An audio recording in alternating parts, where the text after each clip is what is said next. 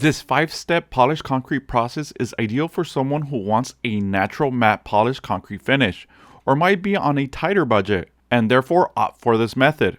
In this tutorial, I'll cover both DIY and professional approaches to achieve this level of polish, alongside a comprehensive list of required tools all under 30 minutes. I will walk you through an extensive tools list with some pro tips in between. Here, you'll have all the information you need and direct links to the online stores that carry any tools and materials mentioned to get started right away. Before we begin, let's review the provided tool list. This list is divided into two sections. A green section on the left catering to DIYers and a blue section on the right geared towards professional level operators. This list conveniently cross-references items, suggesting potential upgrades or downgrades based on your budget or preferred approach. 1A. Hand grinding. Stage 1. Hand grinding is one of the most important parts of this process. At the bare minimum, you can also do small jobs with just a hand grinder and vacuum. For this polished concrete garage, we started with a 7-inch Metabo hand grinder paired with a 7-inch 20-25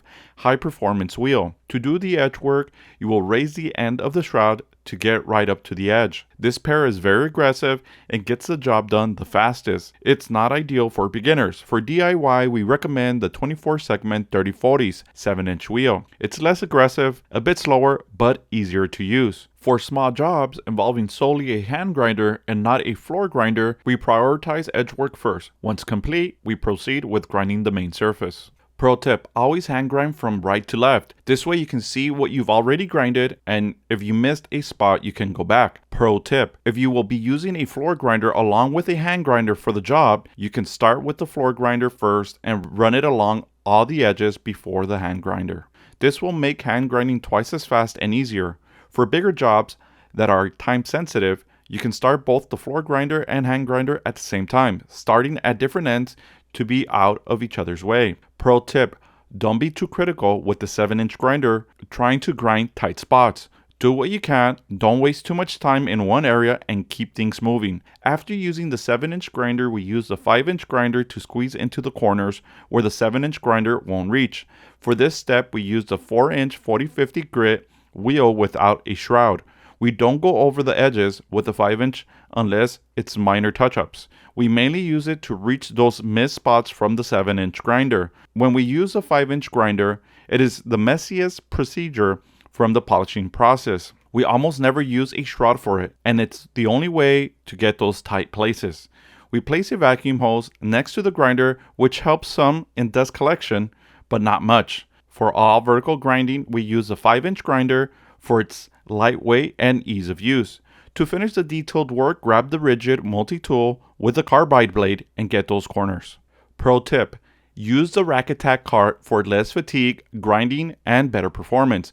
When using the cart, you rotate your ankles, moving your feet without placing your hands on the floor, as you will have a grinder in your hands. Ideal for pros. Side note, if you own a grinder already and not a Metabo, make sure to get a shroud similar to the Metabo shroud for maximum dust collection. The end of the shroud needs to be able to lift for edge work. Make sure that while the shroud's edge is lifted, that it still covers the wheel. If not, you will have dust problems. 1B, floor grinders. If you're doing over 200 square feet, we recommend a floor grinder if your budget allows for one. If not, you can do it all by hand, but keep in mind this can take several days. Unfortunately, for DIYers, there is no easy answer as to which budget floor grinder to go with, but I'll try my best to give you some options. The Edgo MagnaTrap grinder is 120 volt and will work at any household. This grinder is expensive and designed for concrete grinding, but not necessarily concrete polishing.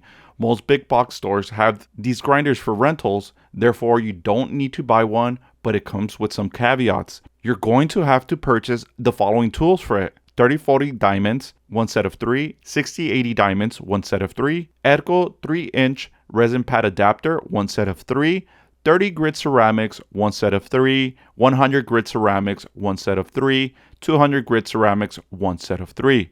In addition to these tools, most rentals I've seen don't have the MagnaTrap disc or the Velcro dust skirt. You would have to see the machine in person before renting it. Here are some additional tools you might need to buy. 10-inch MagnaTrap disc, rubber skirt with Velcro loop and hook. If the Velcro loop is on the machine, then you only need to buy the skirt. This is a rotary floor grinder, which means that when you push or pull it, you need to swivel the machine from left to right. Do not push straight like a lawnmower. You will damage the floor. Note that this grinder is designed for grinding with metal tools and not polishing pads. Not highly recommended, but seems to be the only option for 120 volt on a budget. The next option is a 20-inch rotary grinder, which can grind and polish. It's less expensive than the Echo, and it is also much better performance-wise, and it's pro level. But it also comes with a few caveats. It's 220 volt, and this power supply can be an issue. It's also twice as heavy, so transporting or using it can be challenging. You can also rent these types of machines in select specialty stores, but this means they are not as accessible. You also need to buy the following tooling for it: 30-40 diamonds, 2 sets of 3, 60-80 diamonds, 2 sets of 3, 3-inch resin pad adapters, 2 sets of 3, 30 grit ceramics, 2 sets of 3, 100 grit ceramics, 2 sets of 3, 200 grit ceramics, 2 sets of 3. This will come with the resin pad holders. The pad holders in this list are just for reference. Similar to the Echo option, this is a rotary grinder, which means that when you push or pull it, you need to swivel the machine from left to right. Again, do not push straight like a lawnmower, as you will damage the floor. This floor grinder will polish the floor quickly and effortlessly. Highly recommended. Your last option, the Pro option, is the 22-inch planetary grinder. This is what we use. This is a 240 volt grinder. Power supply can be an issue. This is the heaviest machine of all the other options, and transporting or using it can be challenging. This machine can do a small job all in one day. You can also rent these type of machines in select specialty stores, though not as accessible. You also need to buy the following tooling for it: 30-40 diamonds, 3 sets of 3, 60-80 diamonds, 3 sets of 3, 3-inch resin pad adapters, 3 sets of 3, 30 grit ceramics, 3 sets of 3, 100 grit ceramics, 3 sets of 3, 200 grit ceramics, 3 sets of 3. Both tooling for the 22-inch planetary grinder and 20-inch rotary grinder use the same exact tooling. The Echo uses the same ceramics, but different diamond metals. This planetary grinder will come with resin pad holders. The pad holders in this list are just for reference. Unlike the other grinders, this is a planetary grinder where you can push and pull this one straight like a lawnmower. This also makes it easier to grind/polish. This floor grinder is designed for polishing and will polish the floor quickly and effortlessly. Highly recommended. This garage took us 1.5 days to complete as a reference. The only reason why we didn't finish it in 1 day is due to the single long vertical step that can only be polished by hand. If not, it would have easily been finished in 1 day. If your budget does not allow for any of these options, your only option is to do it with a 7-inch hand grinder. Hand grinding will take you several days, if not weeks, depending on the square footage. 1C, power. Power supply logistics, pigtails, breakers, generators, adapters, extension cords, need a dedicated tutorial on its own. This was one of the most frustrating and puzzling parts of the polished concrete learning curve. I will be making a separate power supply tutorial, but I will go over some basic power supply tools and how I use them in this tutorial. For DIYers, you can buy the 12 gauge extension cords for your tools. Here are 150 foot 12 gauge extensions for reference. We also like to use this orange cord reel for easy cleanup after a job and storage. Pro tip: each tool needs its own extension connected to different outlets. If 2 tools are connected on the same line, the breaker will go off. You need a minimum of 2 lines to be able to work, one for a tool and one for a vacuum running at the same time. If power is an issue, this Duramax XP10000E can handle 4 tools at the same time, or 1 220 volt floor grinder. For the Pro, you want the 10 gauge extension cords. These are thicker than the 12 gauge and more durable for longevity.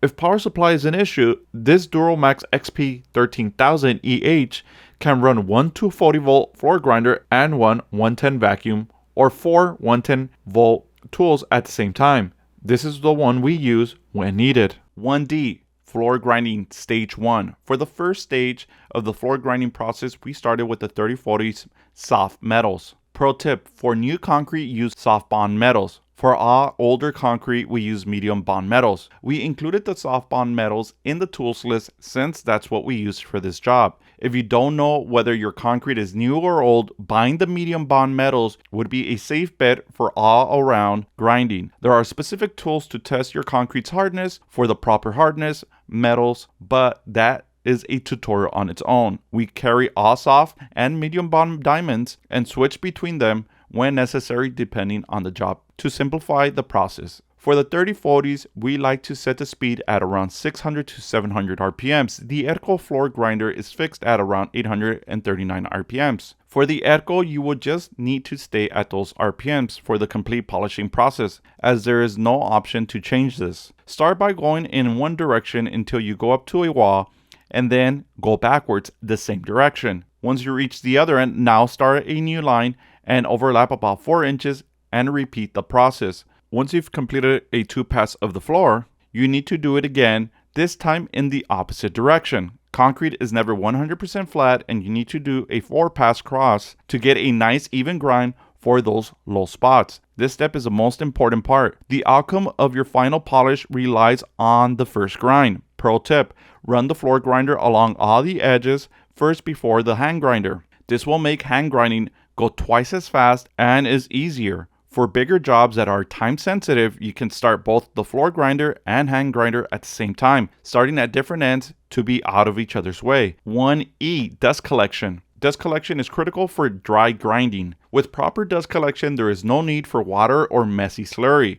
For DIYers, these are your options. You can go with something like the 16-gallon vacuum, or if you're on a tighter budget, you can choose the 12-gallon vacuum. You can also go anything in between those two options. When I started this business, I actually started with the 12-gallon one and it was good enough, but not great. You will also need these dust bags for your vacuums. These are not optional, so make sure to buy a few. You will also need the HEPA filter. Once again, this is not optional, but you will only need to buy one. There is no need to buy multiple. You can just routinely clean this one and it will last a long time. You need to buy this floor brush for vacuuming the dust in between the different stages. You will also need 2 extensions to attach to the brush. Not sure if the vacuum comes with one, but you might need to just buy one. And this hose extension comes in handy. Pro tip, wrap duct tape around the bristle part of the brush for greater suction. Makes a difference when vacuuming. For the pros, these are your dust collection options. The S36 dust extractor is a beast and it comes in both the 110 volt and the 230 volt. The S26 is a smaller version and it comes in 110 volts. We use the S26 and these vacuums come with the dust collection bags, but here are the ones you need if you need extras. These bags are universal and fit both models. These vacuums also come with filters, but these would be the filters you would need to buy once unless your filters are old and not as effective. Pro tip, if you routinely clean your filters, you won't need to buy new ones for a long time. This floor tool, wand, and hose are just for reference. If you need to buy replacements, the vacuum comes with a set of these. Pro tip, always vacuum floors in between each stage to avoid unnecessary scratching and to see the floor's polishing process. When the floors are dusty and not visible, you will miss some scratches and will have to come back to remove them at a later time. 1F, patching, cracks, joints, damages. After you're done with stage 1, you need to clean and vacuum the floors to prepare for patching. For patching, we use Ardix Feather Finish. Just mix with water to a peanut butter-like consistency and you're good to go. Another option is Henry's 549 Feather Finish. Most big box stores carry this one and it's easy to find. You can use these to patch going from feather edge to 4-inch thickness. You might need multiple layers for thicker patching up to 4 inches. To easily mix these cements, we use the rigid drill combined with a 1-gallon plastic paint mixer inside a 5-quart bucket. We mix small portions at a time since these products dry fast with about 20 minutes of working time. These products dry completely in about 1 to 2 hours for fast working times. You can use these products to patch cracks, holes, joints, and any other damages. You can also use them to skim coat complete floors experiencing pinholes. These are some different knife sets for patching. I also like the sharp edge of this paint scraper to clean any cracks before patching. This scraper also comes in the sets above, so no need to buy separately if you buy one of these sets. We also like using number 30 silica sand. We use this to fill large cracks or holes before patching. Some concrete damages or voids will continuously eat up the patching mix, causing you to waste material. Sand prevents that. Big box stores carry number 20 silica sand, and that's good too. The Velo joint filler makes joint filling a breeze. The difference between this one and one you might find at a big box store is that this one is a 2-part strong joint filler and dries in about 1 hour. Big box store joint fillers can take up to 24 hours or more to completely dry before you can start polishing again. You will need this special gun for the dual Velo cartridge. Once the joint filler dries, you can scrape off the excess with this 8-inch scraper. If you don't have a scraper, you can just grind it off flush with a hand grinder. Pro tip, a good alternative to those big box joint fillers is to use the Ardix or Henry's patcher. Much more effective and both have faster drying times. The pro side of patching requires the same exact tools and materials as the DIYers with the exception of one patching mix. This crack mender is pricey, but one of my favorites, fast and easy to use. The only cons to this patcher is that it can easily be misused, commonly causing wastage of the expensive material. It's a 2-part patching component. Shake both of the individual gallons well before pouring into a 1-quart container. We like to mix 8 ounces total per patching session. Pour 4 ounces of part A and 4 ounces of part B. Once in the container, mix with paint mixing sticks to activate the patching mix. Mix for about 30 seconds. This mix dries very fast and you only have about 10 minutes to use it. You can also mix in number 30 silica sand to make a patching mortar for thicker applications. This mender is very versatile and hardens very nicely. After 1 hour, you can grind off the excess crack mender for a flush patch. Another way to apply the crack mender is with these clear ketchup bottles. With a marker, mark a line 1/4 of the bottle's length from the bottom of the bottle. Then mark a second mark that's half the length of the bottle. These will be your marks to fill up part A and part B one at a time. Once both portions are in the bottle, you can shake the bottle for about 10 seconds and start applying. We like the bottle since it's more controlled and less wasteful, but it's not easy to pour into the bottles. It can get a bit messy. Also, the plastic bottle accelerates the curing time, making it difficult to pour out the crack mender. We use the 1-quart container 8-ounce total mixing method in most cases for its ease of use. 1G, floor grinding, stage 2 and 3. Once you're done patching, you can grind off the patches to be flush with the floors once they are completely dry with the floor grinder or hand grinder before starting the second and third stage of the floor grinding process. Now attach the 60/80 metals to your floor grinder and go over the whole floor with the 4-pass cross method to remove the scratches from the 30/40 metals. We leave the RPMs at the same speed at around 600 to 700 RPMs. Once you're done with the 60/80 metals, it's time for stage 3. Place the resin pad holders onto the floor grinder. Attach the 30 ceramics onto the resin pad holders. Proceed with the 4-pass cross method to remove the scratches from the 60/80s. We bump up the RPMs to around 800 at this point. 1H hand grinding, stage 2. For stage 2 of the hand grinding process, remove the arbors and metal wheel. Now place one 3/8 spacer followed by screwing on the 30 ceramic wheel for the 7-inch grinder. For the 5-inch grinder, just unscrew the metal wheel and screw on the 5-inch 30 ceramics. Go over all the edges and corners with the 7-inch, 5-inch grinder, and multi-tool with the 30 ceramics. 1I floor grinding, stage 4. For stage 4 of the floor grinding process, you need to place the 100 ceramics onto the floor grinder. For grinding, you can just do a 2-pass single direction grind. No need for the 4 passes at this point. Just make sure for the next stage, you'll cross the direction from stage 4. For the RPMs, we leave them at around 800 RPMs. Pro tip, we skipped the 50 ceramics. Previously, we would go from 60/80 metals to 50 ceramics and then 100 ceramics, but we would sometimes have a hard time removing the scratches from the 60/80 metals. We now replace the 50 ceramics with the 30 ceramics, making it much more effective. Then we skip the 50s and go straight to the 100s. 1J, hand grinding, stage 3. For stage 3 of the hand grinding process, remove the 30 ceramics and replace it with the 100 ceramics. Go over all the edges and corners with the 7-inch, 5-inch grinder, and multi-tool with 100 ceramics. That completes the hand grinding process for this polish. 1K, Densify. If you're a DIYer, this step is optional. This densifier hardens your concrete and it adds to its longevity and durability. Make sure to completely clean and vacuum the floors before starting this step. Floors should be dustless. Each gallon of LS covers between 500 to 800 square feet. Depending on the square footage, you can either pour it into a pump sprayer or hand bottle sprayer. Spray manageable sections on the floor and use a clean microfiber mop to evenly spread it. Pro tip, lightly spray the microfiber mop with the densifier before applying onto the floor. Make sure to use the mop and pads in the tools list. These are inexpensive compared to other mops and are the most effective. 1L, floor grinding, stage 5. Once the densifier dries, should be pretty quick, about 30 minutes or less, it's time to do the final floor grinding process. Place the 200 ceramics onto the floor grinder and do a cross from stage 4 floor grinding, single direction double pass. Once done, make sure to completely clean the floor, leaving it dustless in preparation for sealing. 1M, sealing. For DIYers, use Glaze and Seal Clear Wet Look water-based sealer. Each gallon covers around 400 square feet.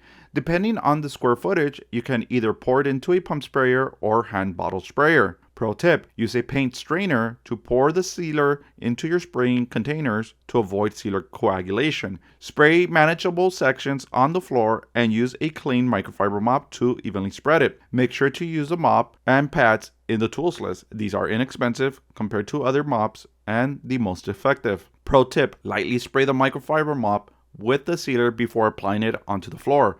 Once the first coat is dry, you need to apply a second coat the same way. You are now finished with the 5-stage new polished concrete solution process. Once you allow the sealer to dry, it should be good for walking traffic in about 2 hours. Allow 72 hours of curing time against heavy moisture and bulk water. For pros, you would use the polished guard. Make sure the floor is clean and dustless. Each gallon of polished guard covers around 400 to 800 square feet. Depending on the square footage, you can either pour it into a pump sprayer or hand bottle sprayer. Pro tip, use a paint strainer to pour the sealer into your spraying containers to avoid sealer coagulation. Spray manageable sections on the floor and use a clean microfiber mop to evenly spread it. Pro tip, lightly spray the microfiber mop with the sealer before applying onto the floor. Once the first coat of sealer is dried, you will need to burnish the sealer. Burnishing is basically a high-speed friction process between your burnisher and floor that melts the sealer onto the floor for a tight seal. Do not stay in one section too long when burnishing. This should be passed over the floor at more or less a normal walking speed. For small jobs under 2,000 square feet, we use this 20-inch 2,000 RPM electric burnisher. The proper pad to use for the polish guard sealer is a white pad. Now you will need to apply a second coat, finishing it with a second burnishing process.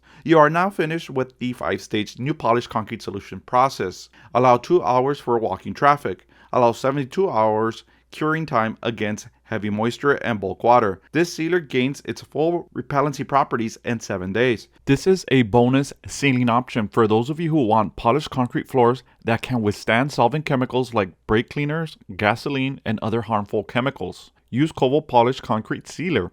This is a solvent-based sealer and you will need this acetone pump sprayer to apply. Pro tip, if the sealer is not spraying easily and evenly, you will need to add acetone to the pump sprayer to dilute the sealer just a bit for an even application. If it's still not spraying evenly, add more acetone until it sprays easily. Spray manageable sections on the floor and use a clean microfiber mop to evenly spread it. This sealer covers between 400 and 800 square feet per gallon. For maximum protection, wait at least 2 to 4 hours for a second coat. Make sure it's dry and tag-free before applying. Now wait 5 to 6 hours for walking on, 12 hours for forklift, and 72 hours for hot tires. 1N, safety. The polishing concrete process can be harmful to your health as it kicks up silica dust from grinding, so it's important to be safe. This is what we use for proper protection. This 3M half-piece mask is lightweight and comfortable to use. For fine dust, we use the 3M 2091 P100